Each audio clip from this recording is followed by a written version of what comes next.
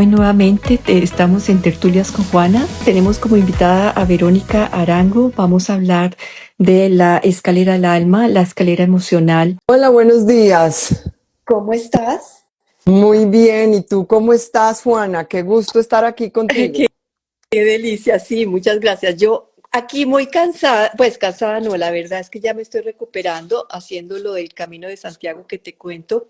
Hicimos hoy 22 kilómetros y bueno, esta es una experiencia que le recomiendo a mucha gente que quiera hacerlo porque nos encontramos, este camino es como la vida.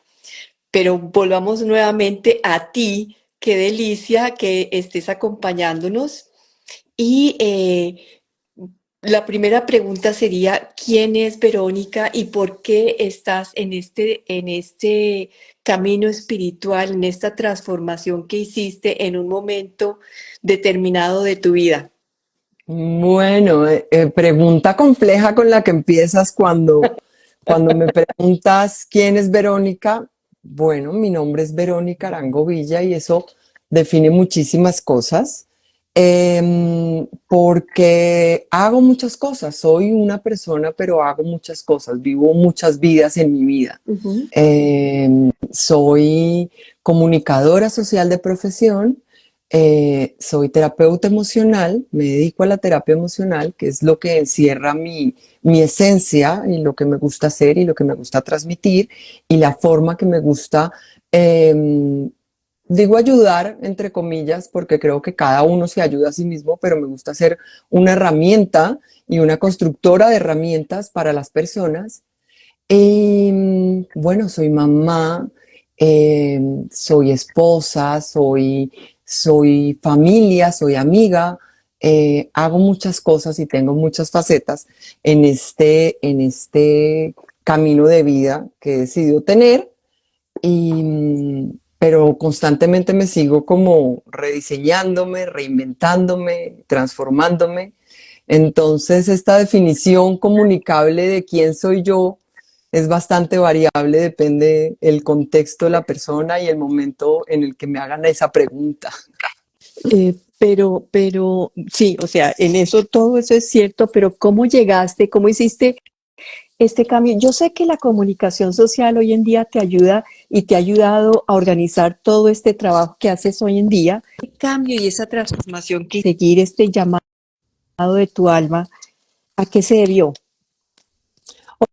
Ok, a mí me ha gustado, yo soy bastante curiosa y me ha gustado estudiar medicinas ancestrales, cosmovisiones, que piensan, que sienten personas alrededor del mundo y no solamente dentro de mi contexto sociocultural. Desde siempre he tenido esa inquietud. Y como te decía en una conversación fuera de línea, te conté yo que me las sabía todas. O sea, tenía Ujú. todos los métodos, todas las metodologías, todos los caminos, todas las sabidurías ancestrales de una manera muy intelectual.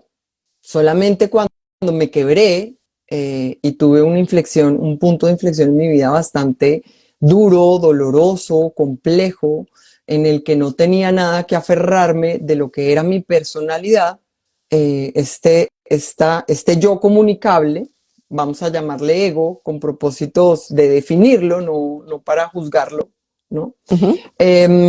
Cuando esto se rompió, me tocó ver si verdaderamente esta información que yo tenía, este conocimiento que era hasta ese momento netamente intelectual, servía, se podía vivir, se podía encarnar, porque una cosa es saber y otra cosa es encarnar ese conocimiento, Ujú. ¿sí? Es la encarnación del verbo en mi vida, a ver si eso que yo sabía intelectualmente podía vivirlo, sentirlo, pensarlo y conducir mi vida conforme a esto. Ujú. Y hiciste un cambio. ¿Eso lo podrías llamar tú la noche oscura del alma? Ese momento que Yo creo, pasaste. yo creo que la noche oscura del alma, y eso podría darnos para toda una conversación enfocados en la noche oscura del alma, tiene bastantes niveles, tiene Ujú. diferentes niveles y por lo tanto no podemos definir como una noche oscura del alma. pero sí creo que atravesar un abismo, en cualquier nivel que se presenta este abismo, esta oscuridad, es un tránsito hacia nuevas creaciones. Finalmente la nueva creación siempre se da en lo oculto, siempre se da en lo secreto, siempre se da en la oscuridad. Entonces, sí fue un tránsito muy oscuro, eh, pero para definir la noche negra del alma, pues tendríamos que definir verdaderamente cuál es ese fenómeno, porque a veces le llamamos la noche oscura del alma a una depresión por una situación puntual en la que en realidad no te tienes que adentrar en tu propio ser, sino que puedes resolver, y como ya conversaremos sobre la escalera del alma, podemos resolver desde un nivel muy básico, que Ujú. sí nos abruma y nos sentimos en la más profunda oscuridad, pero podemos resolverlo sin tenernos que adentrar en el abismo insondable de nuestro ser infinito.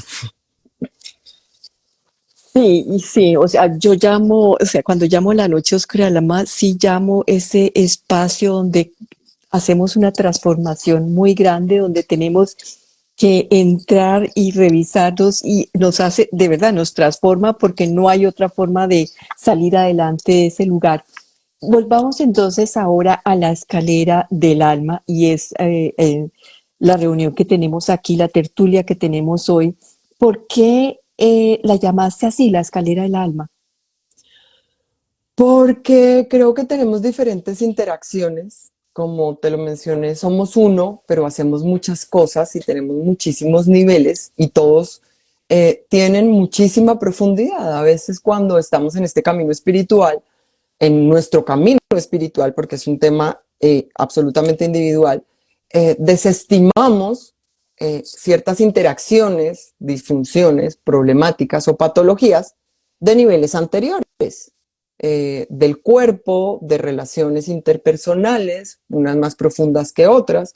Entonces desestimamos esto y no le damos el real valor que tenemos, pero todo eso hace parte integral de nuestra experiencia de alma en nuestra vivencia física. Ujú. Claro, y ahí llamas, ahí tienes el punto más importante y es que estamos haciendo es una experiencia del alma y que en esa experiencia del alma tenemos nuestra mente, nuestro cuerpo, nuestras emociones que vienen a formar parte de esa experiencia y como tal tenemos que verlas para hacer esa transformación o para podernos encontrar y saber quiénes somos. Por eso la primera pregunta era más compleja de lo que realmente. Exactamente, y para podernos experimentar, porque si finalmente decimos, y es una frase que hemos oído muchos desde muchos contextos, somos almas en una experiencia, somos seres infinitos en una experiencia humana finita, pues ¿qué connotaciones tiene eso? Una experiencia, o sea, la palabra clave aquí es experiencia. Entonces, Ujú, ¿cómo nos podemos experimentar a totalidad si estamos negando, cercenando una parte de nuestro ser en aras de este crecimiento espiritual? Si todo esto se trata de una experiencia, pues hay que experimentarnos en la totalidad. No podemos desestimar, ¿no?, la experiencia física con la sublimación que nos puede proporcionar esta experiencia cuando solamente nos concentramos en el crecimiento y en el crecimiento y en la expansión, pues finalmente los movimientos creadores del universo son la expansión y la contracción. ujú, Todo se forma a raíz de esto, lo físico y lo no físico, a niveles macrocósmicos y a niveles microcósmicos en el universo entero, ¿no? ujú, ujú, La cosmovisión de la creación, de todos los relatos creacionistas que más o menos se anticiparon a la teoría del Big Bang. O sea, te estoy ujú. hablando de todas las vertientes, decimos exactamente lo mismo. Una contracción, una expansión, una contracción, que es lo que le va dando forma al universo, a tus formas físicas, la experiencia de vida. ¿Ok? Entonces, tenemos que saber enfocarnos en esta experiencia de vida en su totalidad, en donde nos tenemos que contraer, expandir, y así sucesivamente poder tener una experiencia holística. Y por holística, quiero hacer un paréntesis, tú lo tienes claro, pero a lo mejor algunas de las personas que nos van a ver no lo tienen claro. Holístico se refiere a la totalidad, Ujú. ¿sí? Porque a veces pensamos que holístico lo relaciona. A mí no me gusta mucho usar esa palabra porque en nuestro medio se relaciona con algo como espiritual, etéreo, trascendental. Holístico es la totalidad. Has dicho varias cosas aquí importantes y es, primero, volver otra vez a ese punto de la experiencia, que no es solamente esa experiencia espiritual, ¿cierto? Aunque es una experiencia espiritual, no es solamente elevarnos. Yo siempre digo que aquí todos venimos a experimentar de alguna u otra forma. Cuando está muy elevado, tiene que aprender la parte horizontal, a estar en la parte terrenal, y el que es muy terrenal tiene que aprender a subir a la parte espiritual, pero en alguna forma es un aprendizaje, es una experiencia que hacemos, depende de toda esa carga o de todo ese, lo que tenemos como ser dentro de nosotros, que traemos de todas maneras en este mundo. Y la pregunta viene es, ¿qué nos enseña esa escalera del alma y qué contiene esa escalera del alma? ¿Cuáles son los escalones? ¿Cuáles son porque se llama escalera, entonces tiene escalones, ¿no? Okay. Esta escalera lo que yo diseñé fue un modelo de observación del desarrollo de la emocionalidad humana. Básicamente, esto es la escalera, es una herramienta, es un modelo de observación. En la psicología, que es, digamos, nuestra más cercana aproximación a esto, y cuando tenemos problemas emocionales, por lo general recurrimos a un psicólogo, pues eso venía en eras pasadas. Ahora acudimos a métodos de meditación, a métodos de práctica consciente del presente. Tenemos muchas otras herramientas, pero si no sabemos dónde ubicar, en qué etapa del desarrollo estamos o en dónde tenemos esta disfunción, entonces tenemos muchas herramientas, pero no vamos a saber cómo usarlas. En la psicología, como te venía diciendo, tenemos este enfoque en la psique, pero es que la psique humana es solamente una de las dimensiones. Ahora hay un término muy curioso que he oído, y es la psicología holística. Explícame qué es eso. No puede ser psicología y holística al mismo tiempo, porque el holístico se refiere al todo. Y si es psicología, entonces se está enfocando en la psique, ¿no? Entonces tenemos un área psicológica interna y tenemos un área sociológica externa. Y estas dos interactúan, como es afuera es adentro, como es arriba es abajo. Entonces esto viene a interactuar, que a un nivel microcósmico o microscópico podemos ver cómo interactúan las moléculas para crear la realidad visible y los objetos que vemos alrededor, y esta materialización. Se trata siempre de interacciones, cómo interactúa el adentro y el afuera. Entonces tenemos que enmarcarlo todo en una sola estructura de desarrollo, en un contenedor para poderlo entender y procesar muchísimo mejor. Y esto es la escalera del alma. Entonces, la escalera del alma es una estructura con la que nace todo ser humano. O sea, lo que nos hace humanos es que ya tenemos una dimensión espiritual, pero empezamos a desdoblarnos en esta experiencia humana, ¿sí? Con un cuerpo que es un contenedor, un recipiente, un receptor de nuestra alma, que también entra a participar en el juego, pero de una forma que compartimos, pues, con los animales, hay que decirlo, ¿no? Sí. Entonces somos tan animales como espirituales, tan animales como esta presencia de Dios, llamémosle para efectos de esta explicación, así en nuestras vidas. Entonces nacemos con toda la estructura, pero tenemos que aprender a transitarla.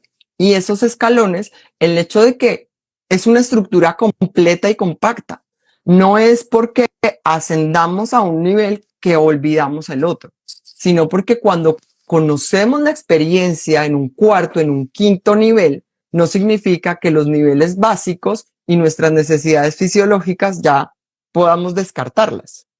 Las manejamos, las enfocamos, las utilizamos y las experimentamos de otra forma, porque ya hemos conocido otros niveles que nos permiten tomar una nueva dimensión de los niveles inferiores, pero no renunciamos a ellas. Y entonces nos vienes a decir ahí que, o sea, este cuerpo, o sea, obviamente, es como las muñequitas rusas, ¿no? Está el Sí, bebé, está el momento que nos conciben, luego está el bebé, luego está el chiquito, luego el adolescente, y allí todo está conformado, está dentro de nosotros todo el paquete que somos o que nacemos, pero además de eso, dentro de ese paquete está el espíritu y está la parte física, lo que estás explicando en este momento. Dime si estoy equivocada para continuar entonces. es una buena metáfora esta de las muñequitas rusas, pero ¿qué es lo que pasa? Que sin la de afuera, o sea, si solamente tenemos la de afuera, la más grande, pues no es rusa. El chiste de estas muñequitas es que sean una dentro de la otra, dentro de la otra. Gracias, o sea, por la explicación, porque el que no las conoce, sí. Exacto. Si solamente tienes una muñeca de estas que son escalonadas y que son más, pues entonces no tienes, no está el juego completo, ¿no? Entonces tenemos que considerar que para que sea esto, para que sea lo llamativo de este juguete, es porque están completas, están todas las dimensiones de todas las muñecas, la más grande, la de afuera, que contiene a la otra que está dentro, que contiene a la otra, que contiene a la otra. Sí, lo puse ese ejemplo porque cuando estabas hablando como que entendí que todo eso que somos nosotros desde que nos conciben está en esto que tú estás explicando en la escalera del alma, que no podemos desintegrar uno del otro porque es completo, todo el paquete lo llevamos siempre en nuestra vida y eso es lo que tú en la escalera del alma como que vienes a mostrarnos a las personas que estás usando esa herramienta, este método. Exactamente, poder integrar y también poder darle la real dimensión a estas dinámicas, como en el ejemplo que te puse yo anteriormente de cómo interactúan las moléculas, cómo chocan unas con otras para hacer lo que conocemos. Así nosotros como seres humanos somos como moléculas, como partículas en una sociedad que también moldea nuestro medio. Porque con estas tendencias de eres tú y lo que tú proyectas y tú vibras y tú haces, ok, pero es que también pertenecemos y hacemos parte de un inconsciente colectivo, de unos acuerdos sociales y culturales que van a enfocar nuestra mirada hacia lo que tenemos que ver. Por más de que queramos salirnos de nuestro contexto cultural, por coger un pedacito de esta escalera y queremos salirnos de nuestro concepto cultural, y yo fui criada en una familia católica latinoamericana y decido irme a meditar a Nepal. Por más de que cambie ese contexto, el trasfondo, digamos, el arquetipo con el que fue formada mi mente, pues se refiere a lo que tengo primordialmente. Es como aprender un segundo idioma, ¿sabes? Cuando estamos aprendiendo ese segundo idioma, por más de que muchas cosas cambien en nuestro cerebro, y hay varios estudios que dicen que el idioma que hables determina también tu forma de ver el mundo, y podemos tener, digamos, expresar como diferencias claras en la personalidad, depende del idioma en el que estemos hablando. Nuestra primer referente va a ser el idioma materno, lo primero que aprendemos, y así siempre vamos a estar haciendo referencia, esto se dice igual que en español, tiene la misma raíz, suena parecido. Aquí siempre cuando estamos aprendiendo este nuevo idioma, hacemos referencia a cómo lo diríamos en nuestra lengua materna. Entonces, por más de que cambiemos de contexto, siempre vamos a tener una evolución y un referente previo del que no nos podemos desprender. Si podemos ubicar estos factores, cada uno en su escalón, podemos gestionarlo de una manera mucho más efectiva, más pacífica también cuando estemos en medio del caos. Podemos traer la calma a nuestra vida y a nuestra situación si sabemos en qué escalón, a dónde tenemos que dirigirnos para abordar esa problemática. Entonces, ¿cuáles son los escalones? ¿O qué escalones tenemos? Ok, tenemos en este modelo, porque después vendrá una otra persona a decirme, bueno, y si estamos en un mundo fractal, entonces ¿cuántos escalones pueden ser? Bueno, tienen muchísimas interacciones en cada uno, pero digamos que para hacerlo de una manera práctica establecí 6 escalones. El primero es el básico instintivo, fisiológico, con necesidades fisiológicas. El segundo es el impulsivo sensorial. El tercero es el egoico proyectivo. El cuarto es el emotivo relacional. El quinto es el individual relacional. Y el sexto es el transpersonal. Llamémosle espiritual. Y en estos escalones, porque dijiste que es una herramienta para autoobservarnos y que nos ayudan a través de conocer nuestras emociones como a hacer más fácil, más llevadera la vida, conocernos mejor y poder evolucionar en esos escalones que vamos subiendo, independiente de que podamos vernos en algún momento, volver a regresar al primero porque no se ha solucionado algo o porque apareció dentro de ese instintivo, ese impulsivo, ese egoico. O porque lo usamos y yo quiero tener una experiencia de sexto nivel en el primer nivel. Explícanos un poco eso porque quedé perdida. A ver, ahí está la experiencia de vida y está la solución de las disfunciones, que son cosas diferentes. Entonces, cuando hablamos de disfunciones, no es como en la psicología clínica que estamos hablando de una patología, sino simplemente de algo que no nos funciona. Si nosotros abordamos una disfunción de primer nivel o de segundo nivel, desde el sexto nivel, lo vamos a ver tan mínimo, porque como somos tan espirituales, pues un problema de deseos y de impulsos, eso es muy animal y muy primario. Lo vamos a ver desde un nivel mucho más elevado y lo vamos a ver como un puntico allá abajo, entonces lo vamos a minimizar y no le vamos a poner la debida atención. Por el contrario, si estamos abordando un problema de cuarto nivel, por ejemplo, desde un nivel 2, entonces... El emotivo. Exacto, el emotivo lo vamos a ver con unas dimensiones grandísimas, lo vamos a ver, o sea, como un gigante, porque estamos tratando de resolverlo desde un escalón inferior. Entonces, lo lindo de la experiencia de ir ascendiendo en estos niveles es que tú puedes moverte hacia arriba y hacia abajo, ¿no? Como en la escalera de Jacob, para abordar verdaderamente desde el punto en el que estás teniendo esa disfunción y poderla resolver mucho más fácilmente. Entonces, vuélvenos a aclarar la parte de la disfunción para entenderlo desde cualquiera de estos ejemplos que nos acabas de dar, que sea... Voy a dejarlo como en remojo el tema de la disfunción para hablar del tema de la experiencia, para poder complementarnos después con un ejemplo. Tenemos que en el nivel 2 tenemos el impulsivo, el sensorial, el estímulo, la búsqueda de placer, y es donde se desarrolla nuestro ser sexual primario. Entonces, hablemos de sexo un poco. Tenemos el sexo como una herramienta primitiva de expresión de nuestros más primarios instintos, ¿sí? Compartimos con los animales. Ya está visto que hay especies que no solamente tienen sexo por actividad reproductiva, sino también por actividad placentera. Pero cuando lo sublimamos, entonces, o sea, cuando ya estamos y abordamos esa misma actividad física desde un nivel superior como el nivel 6, entonces ya lo que hacemos es una actividad espiritual mediante un gesto físico.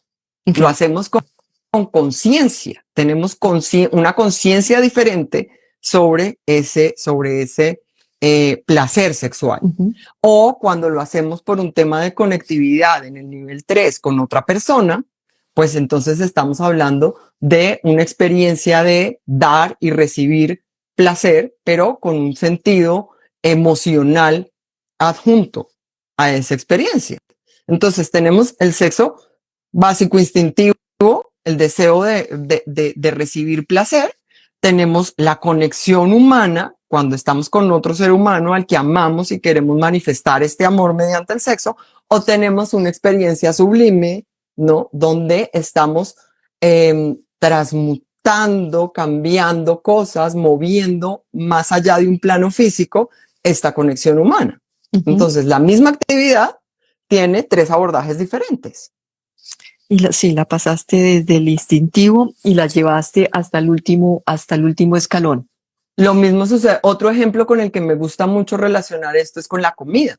Por ejemplo, la comida es una necesidad básica, Básica. fisiológica, Ujú. de primer nivel. Pero una comida con amigos se vuelve otra cosa.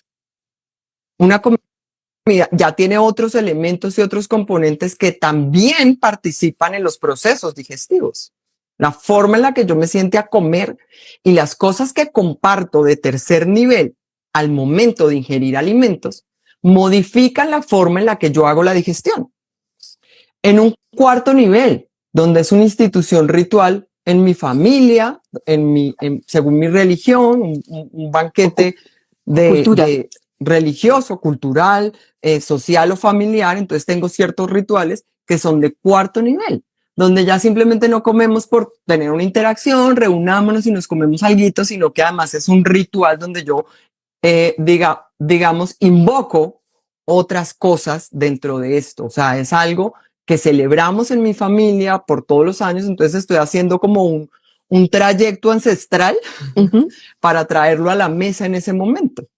O cuando una persona decide ofrendar su comida y hacer un proceso energético con la comida, a la hora de comer estamos hablando de un tema de escalón 5-6. La misma actividad con connotaciones diferentes. Entonces, en estas experiencias nos vamos auto observando para poderle dar como, para poder entrar dentro de nosotros y expandirnos en esa experiencia pasando de lo básico hasta lo superior. ¿Y en qué momento las emociones entran en este juego escalera del alma? Las emociones entran, o sea, en todos los escalones, porque, como siempre lo he dicho, las emociones son un sistema de verificación. Las emociones son el testigo del carro. ¿Okay? Cuando nosotros tenemos una falla de motor, entonces se prende un testigo en el tablerito. En la cultura analgésica en la que vivimos, nosotros le ponemos una cinta aislante a ese bombillito y no le ponemos atención hasta que se jode el motor. Perdón la expresión. Entonces, El motor, lo que tenemos que hacer es entonces el motor, nuestro cuerpo, el nuestro motor, base. nuestro cuerpo, nuestra motivación, nuestra psique, algo se nos tuesta Ujú. en el cableado eh, y, y no le ponemos atención sino hasta que ya está demasiado mal. Pero ¿por qué no le ponemos atención más bien al testigo que nos está alertando que algo no anda como nosotros queremos que funcione? Esas son las emociones para el ser humano. El estado emocional en el que nos encontremos, cómo percibimos y cómo recibimos de nuestro medio y cómo damos lo que nos da la clave de qué tan coherentes estamos siendo entre lo que queremos manifestar y lo que verdaderamente emitimos desde nosotros, es la emoción. Y la manera en la como estamos recibiendo los estímulos externos, las interacciones con las otras personas o las reacciones, cómo estamos recibiendo de las otras personas, también es la emoción la que nos dice cómo estamos posicionados dentro de esa relación, dentro de esa sociedad, dentro de mi medio, ¿sí? Entonces las emociones son el testigo de verificación en toda esta estructura. En esta estructura de los 6 escalones que nos diste, entonces tú miras desde cada uno de estos básicos o le vas ayudando a la persona a, a- a mirar en cada escalón, en cada lugar básico, qué emoción tiene, cómo lo percibe, cómo lo recibe, cómo lo entrega, o sea, cómo se está relacionando consigo mismo y con los demás y con su medio ambiente, en pocas palabras. Me gustan los verbos que usaste de entregar, de recibir, eh, porque en lo que vemos en cada escalón de esta estructura es precisamente lo que damos y lo que recibimos. Aquí voy a hacer un paréntesis. Hay una promesa de Epicteto que me fascina, que dice que si tú sabes la diferencia entre lo que puedes influenciar, lo que está bajo tu control, de lo que no está, serás psicológicamente invencible. A lo que yo le añado, ¿no? Emocionalmente estable. Emocionalmente estable no me refiero a que todo el día estés plano y no tengas emoción, porque podemos tener picos, o sea, nos podemos emocionar, nos podemos sorprender por la vida, podemos estar felices, eufóricos y podemos no, pero me refiero a que podemos gestionarnos, o sea, que no nos quedamos en la euforia ni en la más profunda depresión, pero podemos estar y transitar tranquilamente por todos nuestros estados emocionales, cualquiera que sea. A eso me refiero con una emocionalidad estable. Entonces, volviendo a Epicteto, ¿qué es lo que podemos gestionar y qué es lo que no podemos gestionar? Lo que podemos gestionar es lo que damos, a quién se lo damos, cómo se lo damos, cuándo se lo damos y por qué se lo damos. Y cómo recibimos lo que recibimos de los demás. ¿Cómo lo percibimos? ¿Cómo vamos a recibir? ¿Qué vamos a hacer con eso que nos entregaron? Así sea un regalo o un insulto. ¿Ok? Que no podemos controlar. Lo que las otras personas deciden darnos, así lo evaluamos como bueno, malo, regular, no podemos controlarlo, ni cómo nos reciben los demás. Eso no está bajo nuestro control. Nosotros somos responsables de lo que emitimos, como lo reciba la otra persona bajo su propia escalera, que son estructuras absolutamente individuales. Entonces, ¿qué es lo que aprendemos en cada uno de los escalones? En el primero aprendemos a recibir, en el segundo aprendemos a recibir y a rechazar, en el tercero aprendemos a transar, en el cuarto aprendemos a compartir, en el quinto aprendemos a soltar y en el sexto aprendemos a unificar. ¿Qué es en el ser? Para recordarles otra vez a las personas que... Ser? En el ser ya no hay dar ni recibir, ya es un flujo continuo, ya es una misma actividad, ya es un círculo. O sea, si tú con la derecha das y con la izquierda recibes, en el ser ya es un flujo continuo. Al dar, estás recibiendo y al recibir, estás dando. Que es la unión, finalmente en esa unión de nosotros también, y por eso acá en el corazón, cuando ponemos las manos en el corazón, o sea, encontramos esa unión solamente aquí en el corazón. Óyeme, una pregunta. Estos pasos, porque dices el instintivo, entonces están también relacionados con las etapas de la vida. Sí, somos una metáfora de este desenvolvimiento, solamente que hay personas que se quedan en el nivel 3 toda la vida, pero sí. Para recordarle a las personas nuevamente, el primero es el instintivo, el segundo es el sensible, que es cuando empezamos es como ya amado. Es el impulsivo sensorial. Impulsivo sensorial. ¿Qué etapa de la vida es en ese momento, oye?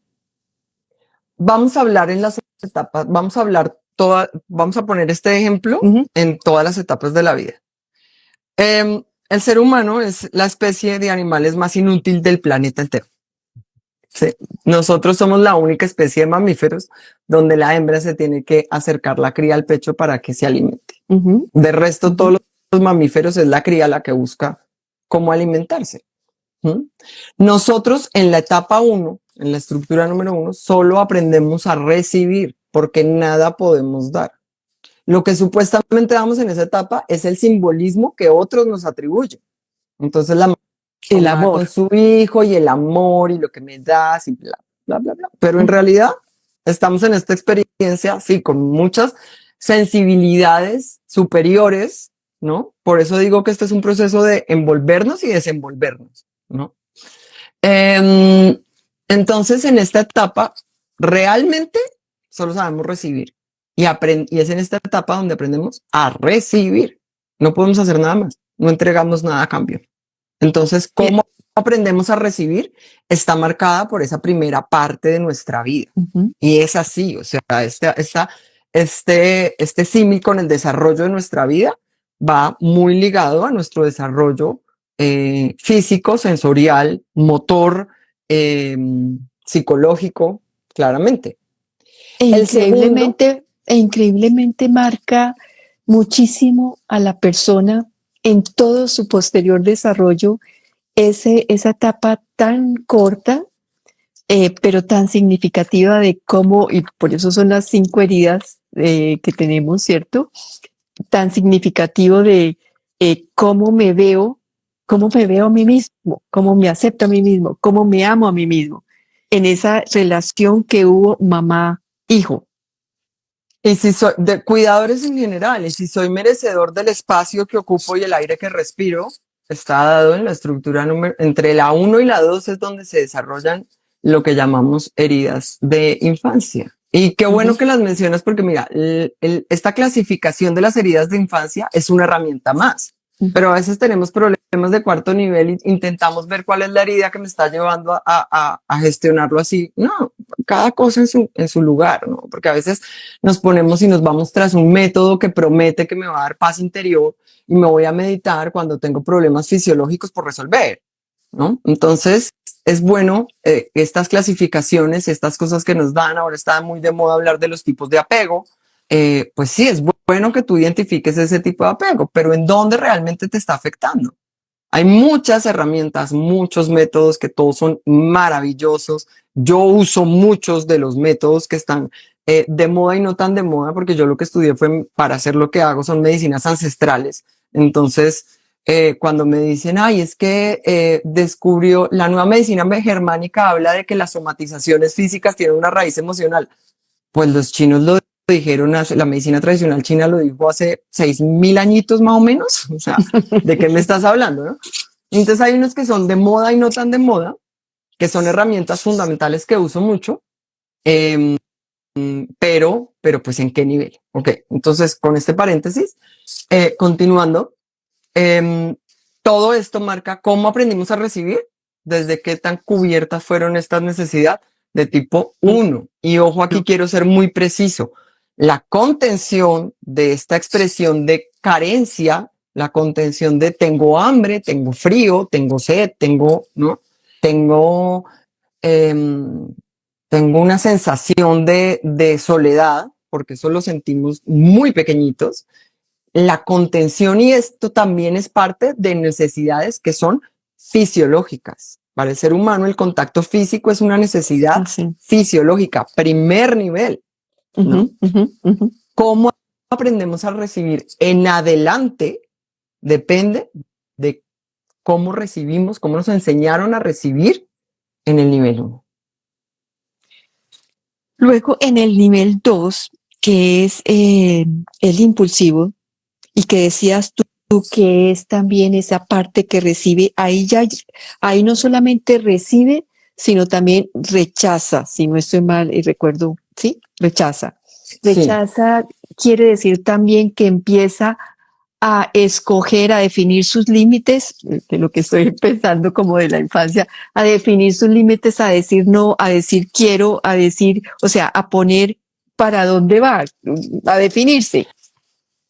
Ahí no hemos aprendido a decir quiero, pero primero aprendemos a decir no quiero. No quiero.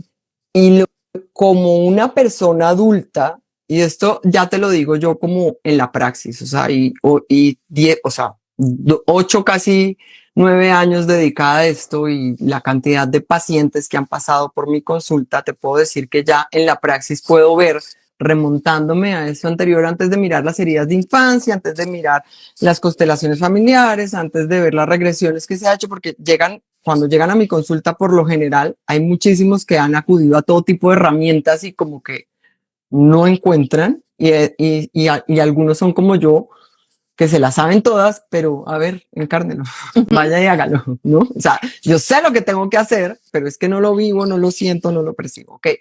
Entonces, antes de todo esto, tenemos que aprender a establecer límites y eso tenemos que descender hasta el segundo nivel. Sí. Y podemos tener un cuarto nivel que ya lo veremos muy sólido, pero si no he aprendido a establecer límites, estoy como muchos influencers que veo que son los líderes de las banderas rojas. Si tú ves esto, no, huye, corre. Entonces, el límite es un espacio seguro, el que pone los linderos de tu casa y en donde tú dices, cuando tú pasas de la puerta para adentro, yo juego de local y tú juegas bajo mis normas. No te gusta quitarte los zapatos a la entrada, pero para entrar a mi casa te tienes que quitar los zapatos. ¿No quieres? Pues no entras. ¿Sí? Pero hemos construido estos límites, como no sabemos rechazar, hemos construido estos límites, unas barreras que no son protectoras sino defensivas. Una muralla entera que se levanta delante de nosotros para defendernos y nos vamos encapsulando en nosotros. Y ahí es cuando las cosas tienen que ser a nuestro modo o ya no sirven, porque yo no puse unos límites saludables que me protegen, sino que puse unas barreras defensivas que alejan al resto de mí y de mi propia experiencia porque no los voy a permitir entrar. ¿Cómo se ve esto de una manera clarita? Cuando un bebé está recibiendo comida sólida, aprende a hacer este movimiento instintivo universal. Sí, cuando uno quiere. Sí, es verdad.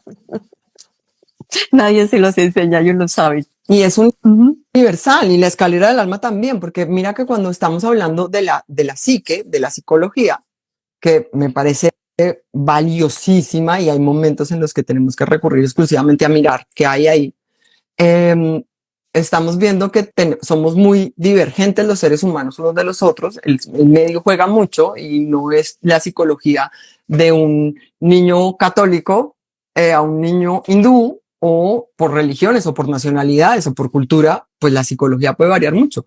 Pero esta estructura es universal. Y te lo digo porque he trabajado con personas alrededor del globo de los contextos culturales y religiosos más variados que te puedas imaginar, y todos obedecemos a esta estructura. Es casi que el desarrollo emocional humano, ¿no? No es si tienes una condición neurodivergente, no. Todos funcionamos de la misma manera. Entonces, nivel 2, aprendemos a rechazar. Un niño está tan conectado con su cuerpo porque es la única estructura que ha podido experimentar verdaderamente sin racionalizarla, que el niño sabe cuando no quiere comida. Sí, el niño sabe cuando no quiere comida. Si un niño no quiere comer, pues no le des comida. Si pasa 2 días sin comer, si pasa un día sin comer, pues revisa qué le está pasando al niño, que su cuerpo no recibe comida, pero no se le embutas. El niño aprende a rechazar. Entonces me dicen, sí, pero entonces el niño podría comer azúcar. No. Podría comer azúcar y podría comer chucherías y podría comer y no come lo verdaderamente nutritivo. No, en ese nivel, cuando estamos aprendiendo a rechazar, en ese nivel aprendemos por imitación. Lo que veamos que come nuestra familia, nosotros vamos a comer. Claro. Aprendemos, el aprendizaje en ese nivel es por imitación. Entonces no vamos a rechazar porque sí, porque nos gusta, no.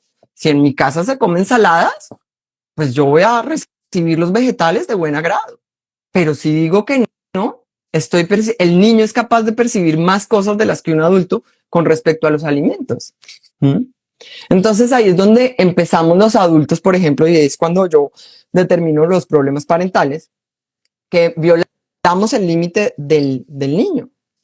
El niño rechaza un abrazo y lo puede rechazar porque no quiere, y no es por un tema cultural o por prevenirlo de un abuso o algo así por el estilo. Es el papá, pero el papá se dejó crecer la barba y le pica, le rasca, le molesta, y entonces él hace así. Suelte al niño, que está claramente diciéndole que eso no le gusta, que ese juego no le agrada. Pero entonces pretendemos transgredir los límites naturales de un ser humano y después decimos a la niña, hágase respetar. O sea, el primero que no me respeta eres tú, y ahora me dices, hágase respetar, ¿no? Sí, es que todo eso lo aprendemos es en la casa, en nuestro medio ambiente, o sea, es el primer lugar donde estamos aprendiendo. Si no nos dejan rechazar, entonces no podemos. Hay niños que les encanta el contacto físico, no lo van a rechazar. Por lo general que dicen, es que mi adolescente, esto lo digo mucho, es que mi adolescente no se deja abrazar, no habla, no comparte, no. Estamos en otra estructura. Si él sabe que cuando ponga un límite va a ser respetado, él va a recibir un abrazo de buen agrado. Y lo digo por experiencia propia. Yo tengo un adolescente aquí en casa y él me busca nos vivimos abrazando todo el día. Los dos somos de abrazos y, bueno, mis hijos y yo somos de abrazos todos y nos vivimos abrazando. pero él sabe que en el momento en el que esté con una indisposición que no lo deja gestionar nada más, mamá se retira. Ay, pero ¿qué te pasó? Pero pues, no quiero. No tengo que cuestionar que él no quiera un abrazo. Entonces, un adolescente, que ya vamos a esa etapa, un adolescente cuando se le ha respetado la capacidad de rechazar, es un adolescente muchísimo más receptivo y que comparte muchísimo más su mundo interno que uno que no. Cuando un adolescente se aísla, ahí hay una disfunción. Ojo, repito, una disfunción no es una patología, es algo que no está funcionando. Cuando dicen es que mi adolescente no quiere conversar y eso hay que sacarle las cosas como un sacacorchos porque no habla, porque no. Si es un niño con el que todo el tiempo hemos mantenido una buena conversación, y que es una buena conversación, en que yo le permito al niño introducir temas que a mí me molestan, pero no lo voy a atacar por eso, sino que, a ver, cuéntame el rollo, o sea, ¿por qué sales con una cosa de esas? ¿De dónde salió? ¿De dónde nació? ¿Qué pasó aquí? Y me intereso más en sus porqués, en su mundo interno, que en la manifestación externa. Es un niño que el día de mañana, en el momento de la adolescencia, cuando naturalmente tienen que rechazar las imposiciones parentales, tienen que descubrir si eso que les gusta a ellos, y no porque su mamá se lo haya dicho, sino que si es por su experiencia propia. Es un niño que es capaz de compartir, hoy no quiero eso porque me volví vegetariano. Lo puede contar y lo va a socializar mucho más fácil en el momento en el que él sepa que va a ser respetado por esa experimentación en la que está, en su momento de desarrollo en el que está, va a ser respetado por eso, no cuestionado, sino que las preguntas que se le hacen es por legítimo interés de conocer lo que le está pasando por dentro. Entonces, mi adolescente es bien comunicativo. Ay, se me apagó esta luz, pero bueno. Mi adolescente es bien comunicativo y no lo estoy poniendo como ejemplo, o sea, de que así debería ser. La escalera emocional no es un modelo de crianza, ni mucho menos, sino vamos a ver en qué etapas tenemos que ayudarle a nuestros hijos, en caso de que estemos hablando de esto, a establecer sus propios límites, y esto es en una etapa 2. Sí, porque aquí estás hablando, y eso es algo que quería comentar, tú también ayudas a las personas en esa relación de padres e hijos, también tienes esta escalera para padres o para organizaciones, pero aquí estamos hablando de la escalera del alma, que es la evolución y tu propio desarrollo, donde te tienes que mirar, autoobservar para poder gestionar lo que tengas que gestionar y evolucionar tú mismo para sentirte bien contigo mismo finalmente, ¿no? Para ser feliz. Y pasamos, y no sé cuánto tiempo tenemos 10 minutos, en las otras 3 partes, que es el egoico, el relacional y el individual.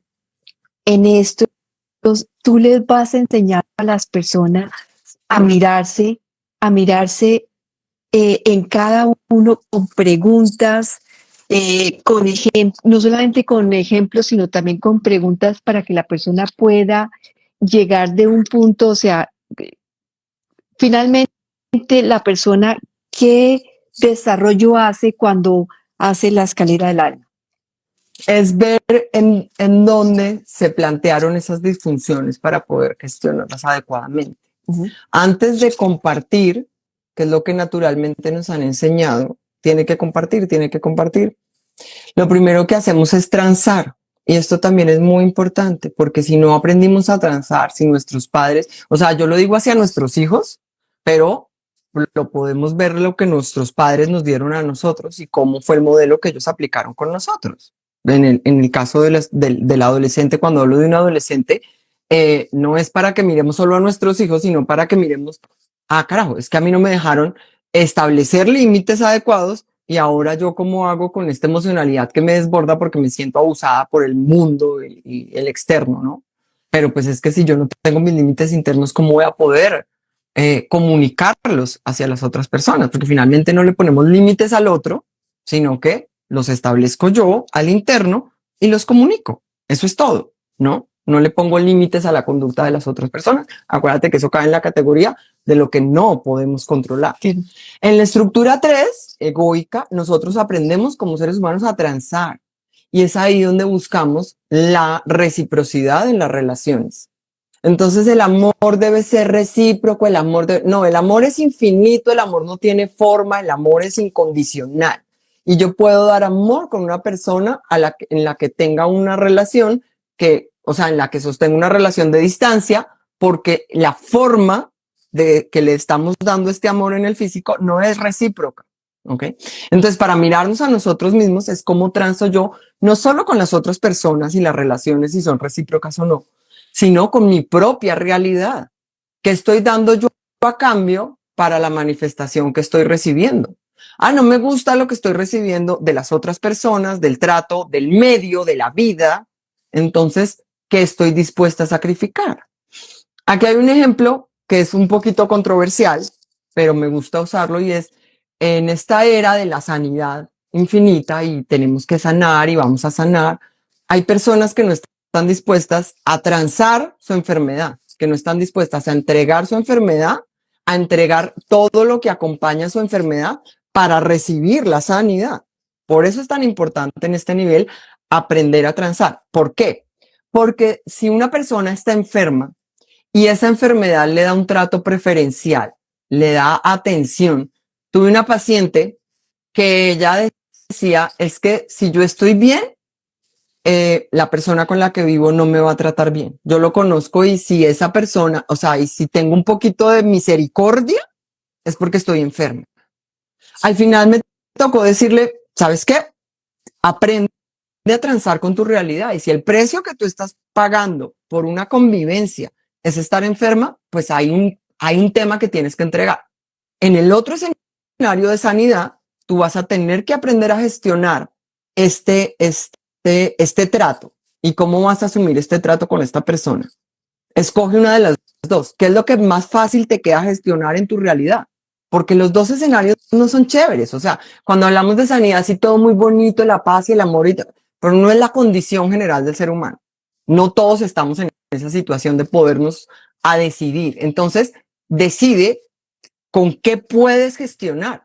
Y hay muchas personas, y no somos quienes para juzgarlas, de lo atrasados o lo dormidos o lo despiertos o iluminados que estén, que prefieren gestionar una enfermedad a una relación, a una mala relación. Porque por lo menos mi enfermedad la gestiono yo y mi malestar lo gestiono yo y soy yo con mi cuerpo. No soy capaz de enfrentarme al otro y no tengo las herramientas relacionales para enfrentarme al otro. Entonces, en este nivel 3 es donde aprendemos a transar con los otros y con nuestra realidad. ¿Qué precio estamos dispuestos a pagar por aquello que queremos recibir a cambio? Y observarse en ese sentido y definir, ok, si eso es lo que quiero, lo voy a asumir y lo voy a aceptar sin tener que quejarse más, o sea, poder entender por qué hace las elecciones que hace y lo que controla o lo que no controla. Exactamente. Te voy a poner un ejemplo mucho más cotidiano, más básico, más fundamental. La persona que me ayuda aquí en casa nunca pudo descifrar cómo es que doblo la ropa y cómo me gusta tener mi closet. Nunca lo pudo descifrar, se lo expliqué 1000 veces. Y cada que llegaba yo a casa y ella había lavado y doblado ropa, yo echaba madre, renegaba, me quejaba, pero ¿por qué no entiende? ¿Pero por qué? Hasta que dije, ok, ya lo he intentado muchas veces y ese no es el camino, me voy a hacer cargo yo de mi ropa en lugar de llegar a renegar cada vez que abro mi closet. Entonces, pues, cojo la bandeja, la canasta de la ropa limpia, me siento frente al televisor a hacer cualquier otra actividad, a distraerme y doblo mi ropita como a mí me gusta. Se acabó la renegadera. Claro. O sea, toma acción no es más de lo que puedes. Le pago para encargarse de esas cosas, pero finalmente no pudo. Entonces, pues, la renegadera. Por ejemplo, si es que, es que a ella le gusta poner estas cositas por todas partes y a mí no me gusta. Ok, ¿qué prefieres tú negociar tú con tu realidad? La conversación incómoda, la negociación, yo te entrego, yo te doy, si tú las quitas, yo hago esto por ti o lo que sea, o aguantarte las cositas que dejó tu señora regadas por todas partes. O sea, ¿qué es lo que menos te cuesta? Entonces deja de renegar, toma una decisión y paga el precio. Eso lo aprendemos en tercer nivel. Y eso es un componente básico de lo que hoy llamamos aceptación. Entonces nos dicen, ay, sí, recíbelo en aceptación, acepta para poder desprenderte y soltarlo con fluidez. Primero tienes que aceptar tu realidad y tienes que aceptar. Ok, sí, pero la aceptación tiene que venir con una negociación personal para yo estar en paz. Y si no, me la va a pasar la vida renegando. Algo tan sencillo como esto es porque en realidad, si tú lo ves, es sencillo. Tiene muchas complejidades, pero es en esencia sencillo. No fácil, sencillo. No siempre es fácil, pero es sencillo. No, porque, y lo no fácil es porque te tienes que observar, porque tienes que darte cuenta cómo estás gestionando tus acciones o tu pensamiento o tu palabra, ¿verdad? ¿Cómo lo haces? Desde la renegadera, desde el no aceptar o ya lo aceptaste, ya lo transaste. ¿Qué pasó en ti que lo puedas ya llevar a otro lado? Luego viene el relacional, que es para comparar. Ok, para compartir.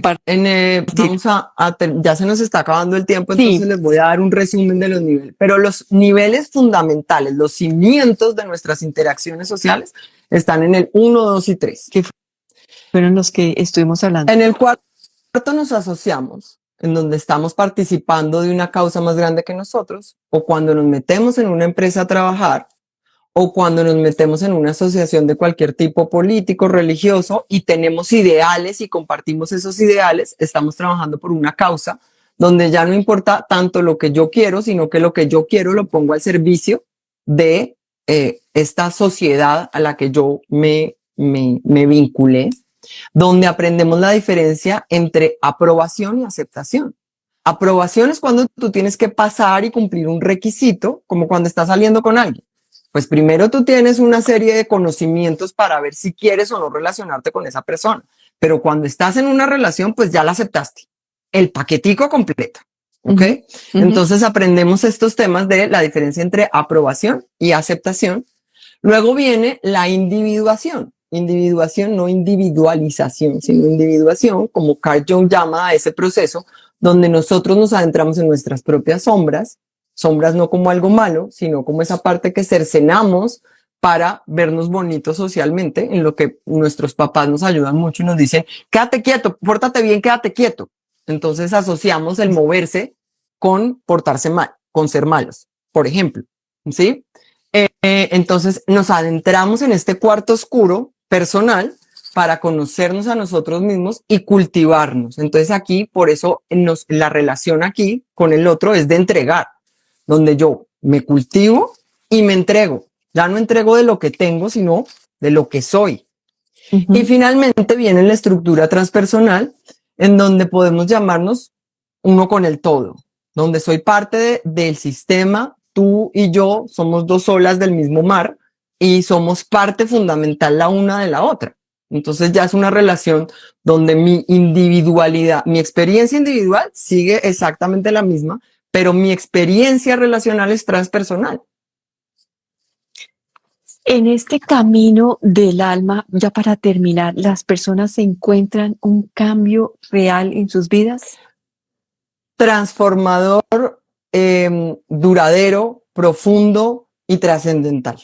Pudimos conocer la escalera del alma, pudimos conocer esa herramienta con la que tú ayudas a otras personas a transformarse, pero esta herramienta también la enseñas para que se transformen ellos mismos y se conozcan y pueda ser, como acabas de decir, duradera, porque Claro, ese camino sigue y ese autocuestionarse y ese autoobservarse es permanente en la evolución de tu vida, en todas tus relaciones. Bueno, Verónica, muchísimas gracias a ti por este espacio. Juana, por esta invitación maravillosa. Gracias a ti. Te mando un abrazo gigante y te deseo lo mejor en este camino que es una microescalera. La que estás trascendiendo ahí, la que estás avanzando ahí. Sí. Bueno, a todos muchísimas gracias.